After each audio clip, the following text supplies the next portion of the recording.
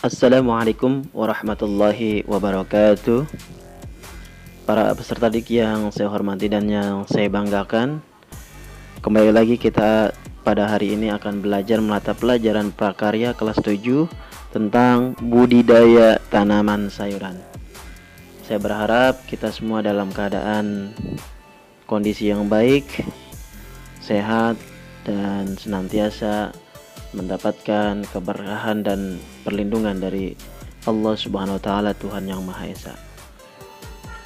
Adapun tujuan pembelajarannya adalah setelah melaksanakan aktivitas pembelajaran bab ini, peserta didik mampu: 1. Menyatakan pendapat tentang keragaman komoditas tanaman sayuran sebagai ungkapan rasa syukur kepada Tuhan dan bangga sebagai bangsa Indonesia. Kedua, mengidentifikasi jenis, sarana produksi, dan tahapan budidaya tanaman sayuran di wilayah setempat. 3. Merancang kegiatan budidaya tanaman sayuran berdasar orisinilitas ide yang jujur terhadap diri sendiri. 4. Melaksanakan dan mempresentasikan kegiatan budidaya tanaman sayuran yang ada di wilayah setempat. Pembahasan budidaya tanaman sayuran ada 3 macam yang kita bahas. 1. Jenis-jenis tanaman sayuran. Nanti kita akan membahas jenis-jenisnya apa aja. Kemudian sarana produksi dan tahapan budidaya tanaman sayuran. Kemudian yang ketiga adalah alternatif media tanam tanaman sayuran. Pertama yaitu jenis-jenis tanaman sayuran. Ya. Nah, ini kita patut bersyukur bahwa Indonesia sebagai negara tropis ya sangat cocok untuk membudidayakan tanaman sayuran. Kenapa? Karena sepanjang tahun kita tersedianya sinar matahari yang cukup sehingga tanaman sayuran dapat tumbuh dengan baik di berbagai daerah di Indonesia. Nah, komoditas tanaman sayuran di Indonesia pun beragam ya.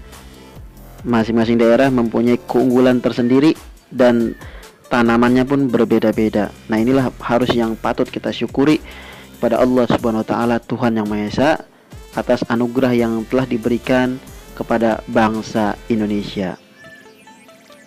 Kemudian ya, kalau kita berbicara mengenai sayuran, apa sih sebenarnya sayuran? Sayuran itu adalah tanaman hortikultura yang dibudidayakan secara intensif. Lalu apa itu budidaya? Nah, budidaya ini merupakan usaha untuk menambah, menumbuhkan, dan mewujudkan benda ataupun makhluk hidup agar lebih besar atau tumbuh dan berkembang biak atau bertambah lebih banyak. Hal ini dilakukan untuk memenuhi permintaan pasar atau konsumen yang makin meningkat dari waktu ke waktu. Ya, peningkatan permintaan sejalan dengan meningkatnya kebutuhan manusia karena kesadaran akan manfaat mengkonsumsi sayuran. Sayuran dikelompokkan berdasarkan bagian yang dapat dimakan atau dimanfaatkan. Bagian tanaman yang dapat dimakan atau dimanfaatkan berasal dari daun, tangkai daun, umbi batang, akar, bunga, buah, ataupun biji. Nah, contohnya ini daun, misalnya pakcoy ya, daun pakcoy. Kemudian yang dimanfaatkan tangkai daun, contohnya seledri. Umbi lapis, berarti bawang merah. Biji, contohnya kacang merah. Umbi, contohnya wortel. Bunga, contohnya kembang kol ya. Buah, contohnya tomat. Kemudian batang, contohnya asparagus. Jenis tanaman sayuran yang pertama yang kita perlu diperkenalkan adalah 1. Tomat ya. Tomat itu nama latinnya Lycopersicon esculentum. Dia merupakan tanaman perdu semusim ya, berbatang lemah dan basah. Daunnya berbentuk segitiga, buahnya hijau waktu muda dan kuning atau merah waktu tua. Perbanyakan tanaman ini umumnya dengan biji dan biasanya dibudidayakan pada lahan kering. Umur panen tanaman tomat lebih kurang 55 sampai 60 hari setelah tanam ya. Tomat termasuk sayuran buah yang digemari. Kenapa? Tomat mempunyai berbagai macam manfaat, antara lain sebagai bumbu, lalapan, makanan yang diawetkan atau saus tomat, buah segar atau minuman jus, ya. Buah tomat banyak mengandung vitamin A dan C. Yang kedua adalah bawang merah. Nah, tidak asing lagi bawang merah ini. Nama latinnya Allium cepa. Ya, kalau kita lihat di dapur pasti ada bumbu yang satu ini, yaitu bawang merah. Selain dimanfaatkan sebagai bumbu dapur, bawang merah dimanfaatkan untuk sebagai rempah dan obat. Kandungan minyak astirinya dapat menyembuhkan berbagai macam gangguan kesehatan. Bawang merah dapat tumbuh pada tanah sawah atau tegalan. Panen bawang merah dilakukan saat udara cerah dengan umur tanam 65 sampai dengan 90. Ya. Kemudian tanaman sayuran yang ketiga adalah kangkung. Nama latinnya Ipomoea reptans. Ini juga tidak asing bagi kita, sangat populer sekali, ya. Hampir setiap penjual sayuran menjual kangkung.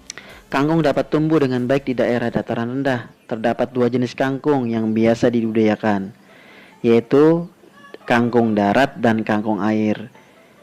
Kangkung air memiliki daun dan batang yang lebih besar dibandingkan dengan kangkung darat. Dipanen pada hari ke-27 setelah tanam. Pemanenan dapat dicabut langsung atau dipotong dengan menyisakan buku batang. Setelah dipotong, kangkung dapat tumbuh dan dipanen kembali. Tanaman sayuran yang keempat adalah bayam.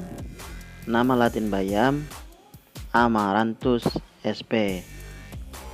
Ya, ini bayam juga tidak asing bagi kita, apalagi kita sering memakannya, ya. Di tukang sayuran juga banyak yang menjual bayam sebagai tanaman sayuran untuk kita konsumsi. Termasuk sayuran dataran tinggi, tetapi dapat hidup di dataran rendah. Di Indonesia, bayam dapat tumbuh sepanjang tahun dan ditemukan pada ketinggian 5 sampai 2000 meter dpl. Tumbuh di daerah panas dan dingin. Bayam dapat tumbuh subur di dataran rendah pada lahan terbuka yang udaranya agak panas. Bayam merupakan tanaman dikotil yang memiliki sifat batang basah atau herbaceous. Dengan bentuk batang bersegi, sifat permukaan batang pada bayam licin, beralur dengan arah tumbuh batang, yaitu tegak ke atas. Berdasarkan panjang umur batang, bayam termasuk tanaman muda anus. Ya, bayam cabut bisa dipanen pada hari ke-25 sampai 30 dan seterusnya hingga semua selesai panen. Tanaman sayuran yang kelima adalah sawi. Ya. Biasanya kalau kita makan sayur-sayur adem gitu, nah ini sawi sering kita jumpai. Sawi adalah sekelompok tumbuhan dari marga Brassica yang dimanfaatkan daun atau bunganya sebagai bahan pangan atau sayuran, baik segar maupun diolah. Penyebutan sawi biasanya mengacu pada sawi hijau. Ada pula sawi putih yang biasa dibuat sup dan diolah menjadi asinan. Jenis lain yang kadang-kadang disebut sebagai sawi hijau adalah sawi sayur, sawi sendok atau pakcoy atau bokcoy. Merupakan jenis sayuran daun kerabat sawi yang mulai dikenal pula dalam dunia boga Indonesia. Sawi dapat dipanen pada umur 40 sampai 50 hari, mulai dilakukan pada minggu ke-7 setelah tanam. Baik, kita lanjut ke sarana produksi budidaya tanaman sayuran. Berbicara sarana budidaya tanaman sayuran, ada dua macam, yaitu bahan dan alat. Kalau bahannya terdiri dari satu, benih atau bibit. Nah, kita harus bisa membedakan antara benih dan bibit. Kalau benih itu berbentuk biji, sedangkan bibit sudah berbentuk tanaman yang masih kecil. Ya.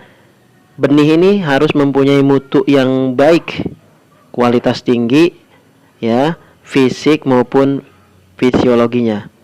Benih atau bibit unggul juga harus berasal dari varietas unggul. Daya tumbuh besar, murni, tidak mengandung kotoran, tidak tercemar hama dan penyakit. Benih yang menjamin adalah benih yang bersertifikat. Yang kedua, pupuk.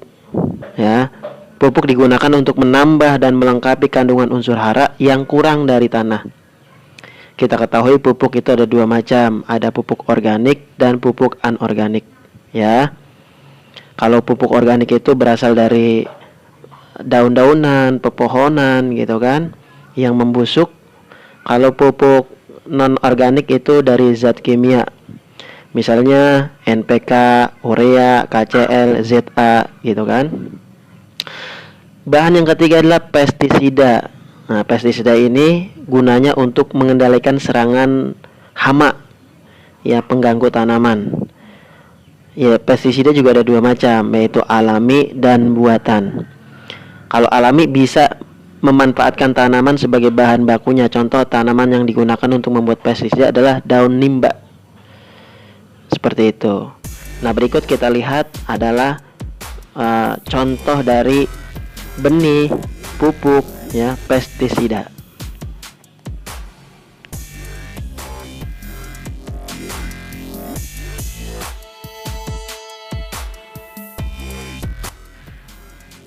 Selanjutnya yaitu kita bahas kembali tentang bahan yang keempat, yaitu media tanam. Ya, media tanam itu buat menanam tumbuhannya ya, atau tanamannya. Nah, media tanam ini juga ada dua macam, yaitu ada media tanam organik dan anorganik. Kalau media tanam organik itu yang pertama adalah arang sekam. Ya, arang sekam itu hasil pembakaran tidak sempurna dari sekam padi atau kulit gabah yang berwarna hitam. Nah, warna hitam pada arang sekam menyebabkan daya serap terhadap panas tinggi, sehingga menaikkan suhu dan mempercepat perkecambahan. Ya. Yang kedua, kompos. Ya, kompos merupakan zat akhir proses fermentasi tumpukan sampah atau serasah tanaman. Kandungan utama kompos adalah bahan organik yang dapat memperbaiki kondisi tanah. Bahan-bahan organik yang dapat dikomposkan yaitu diantaranya limbah organik rumah tangga, kotoran, limbah peternakan, limbah pertanian, dan limbah agrobisnis. Ciri-ciri kompos yang baik yaitu berwarna coklat, berstruktur lemah, gembur, dan berbau daun lapuk. Keuntungannya menggunakan kompos ini yaitu mengembalikan kesuburan tanah, mengurangi tumbuhnya tumbuhan, dan tersedia secara mudah, murah, dan relatif cepat. Media tanam organik yang ketiga yaitu sabut kelapa. Nah, sabut kelapa ini nama lainnya kokopit, yang digunakan sebagai media tanam biasanya berasal dari kelapa yang sudah tua karena memiliki serat yang kuat. Ya. Berikut ini adalah contoh-contoh dari media tanam organik. Contoh dari arang sekam. Contoh media tanam kompos.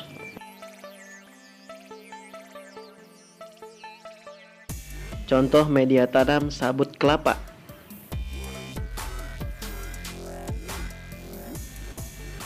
Media tanam yang berikutnya adalah media tanam anorganik. Yang pertama, gel atau hidrogel adalah kristal polimer yang biasa digunakan sebagai pengganti tanah. Gel sebagai media tanam indoor karena warnanya beragam dan dapat memperindah ruangan. Gel juga sering digunakan nursery saat pengiriman tanaman jarak jauh karena gel mampu menyimpan air dalam jumlah yang sangat banyak. Ya. Kemudian spons atau flora foam banyak digunakan untuk budidaya tanaman hias. Biasanya spons digunakan sebagai media bunga potong. Spons memiliki daya serap air dan hara yang sangat tinggi, tetapi bahan ini mudah lapuk dan mudah hancur ketika dipegang. Berikutnya adalah vermiculit dan perlit. Vermiculit adalah bahan organik steril yang berasal dari pemanasan kepingan-kepingan mika. Bahan ini mengandung kalium. Vermiculit dapat meningkatkan daya serap air jika digunakan sebagai bahan campuran media tanam. Berikutnya adalah pasir. Ya, memiliki kapasitas kelembapan sangat rendah dan kandungan hara rendah. Pasir cukup baik dijadikan sebagai media tanam karena dapat menciptakan kondisi aerasi yang baik. Pasir yang biasa digunakan sebagai media tanam adalah pasir malang dan pasir kali. Pasir pantai tidak disarankan untuk digunakan karena memiliki kadar garam tinggi serta tidak baik bagi tanaman yang ditunjukkan dengan gejala terbakar dan menyebabkan kematian. Media tanam anorganik berikutnya adalah pecahan batu bata. Batu bata yang digunakan sebagai media sebaiknya berukuran kecil seperti kerikil. Fungsinya agar batu bata dapat menyerap air dan unsur hara dengan baik. Selain itu, kelembapan dan sirkulasi udara di sekitar tanaman juga makin baik. Batu bata miskin unsur hara, oleh karena itu biasanya diletakkan di dasar pot karena drainase dan aerasinya baik. Batu bata juga harus dicampur dengan bahan lain untuk memenuhi kebutuhan hara tanaman. Sekarang kita bahas yaitu sarana yang kedua adalah alat yang dibutuhkan untuk budidaya tanaman. Ada dua macam alat penggembur tanah berupa garpu, skop, cangkul ya. Kemudian yang kedua alat pemberian tanaman berupa gembor, koret, dan sprayer. Berikut adalah contoh-contohnya.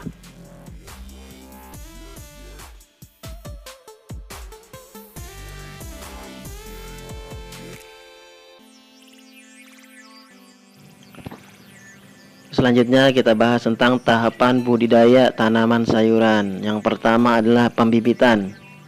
Nah, ini hal awal yang harus kita lakukan. Benih harus bersih dari benda asing, memiliki daya kecambah minimal 80%. Sebelum disemai, benih diberi perlakuan agar pertumbuhan bibit lebih baik. Perlakuan sebelum disemai berbeda tiap jenis tanaman.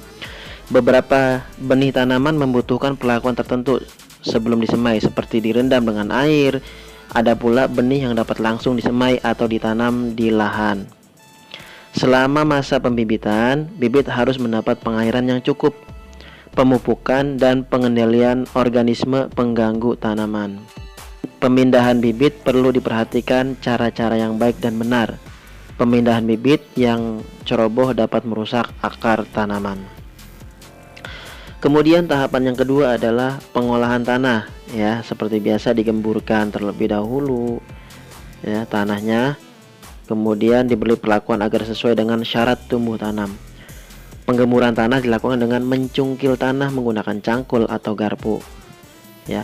Untuk penanaman di polybag, tanah dicampur dengan pupuk. Kamu perlu mengenal jenis tanah yang akan digunakan untuk budidaya. Tahapan yang ketiga adalah penanaman ya. Setelah penyemaian, kemudian tahapan kedua pengolahan tanah, yang ketiga adalah penanaman bibit. Bibit dapat ditanam dalam larikan atau dalam bedengan ya. Kemudian berikutnya adalah pemeliharaan. Dengan cara apa? Satu, penyiraman. Penyulaman dilakukan bila ada benih yang mati atau tidak normal. Penyiangan dilakukan untuk mengendalikan hama dan penyakit tanaman serta gulma. Pembumbunan ya dilakukan dengan cara mengumpulkan tanah di daerah barisan sehingga membentuk gundukan. Hal dilakukan untuk tanaman yang ditanam di bedengan.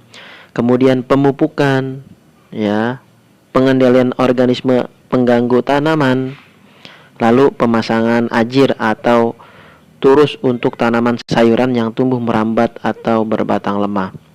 Kemudian pemanenan dilakukan pada waktu yang tepat sehingga hasil panen memiliki kualitas yang baik. Ciri dan umur panen ya, pemanenan biasa dilakukan secara manual ya. Kemudian berikutnya adalah pasca panen.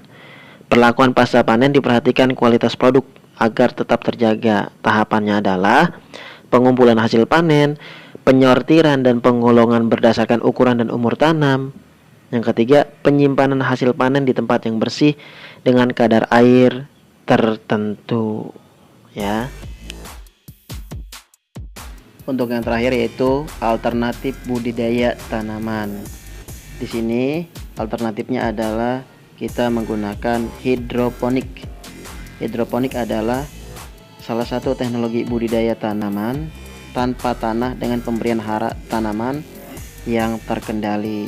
Jadi dilakukan dengan dan tanpa media tanam, misalnya dengan sabut kelapa, ijuk, kerikil, arang, zeolit, dan air. Ya. Nah, mungkin ini pembahasan hidroponik perlu pembahasan khusus. Mudah-mudahan di video pembelajaran berikutnya kita khusus membahas tentang hidroponik.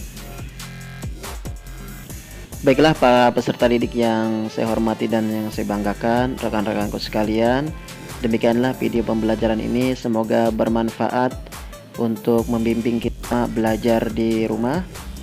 Dan atas perhatiannya saya ucapkan banyak terima kasih. Jangan lupa di subscribe, like, share, komen ya. Terima kasih. Wassalamualaikum warahmatullahi wabarakatuh.